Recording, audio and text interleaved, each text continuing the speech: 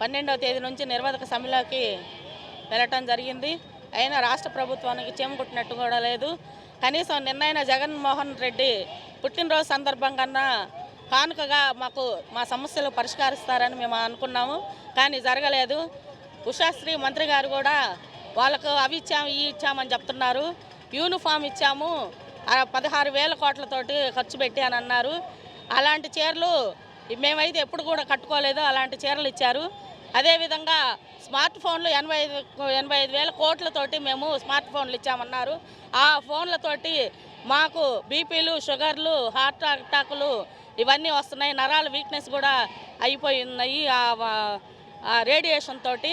వాటి వలన ఎలాంటి ఉపయోగం లేదు. అలాంటి యాప్లు తీసుకొచ్చి అంగన్వాడీ టీచర్స్కి భయభ్రాంతులకు గురి చేస్తూ ఉన్నారు. మేము అడుగుతుంది, మీరు ఏదైతే గద్దెనెక్కే ముందు పల్లెల్లో తిరిగి ఈ జగన్ అన్న వస్తే మీకు జీతాలు పెంచుతాము, తెలంగాణ కన్నా అదనంగా 1000 రూపాయలు పెంచుతామని చెప్పారు. మేము అదే అడుగుతూ ఉన్నాం, నువ్వు ఏదైతే చెప్పావో అదే పెంచమని.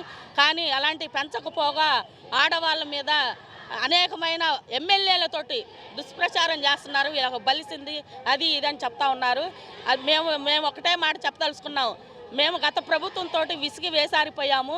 ఈ ప్రభుత్వం వచ్చినాకైనా అంగన్వాడీ వర్కర్ల హెల్పర్లకి న్యాయం జరుగుతుందని మేము ఓట్లు వేసాము. అయినా కూడా ప్రభుత్వం చెల్లించట్లేదు.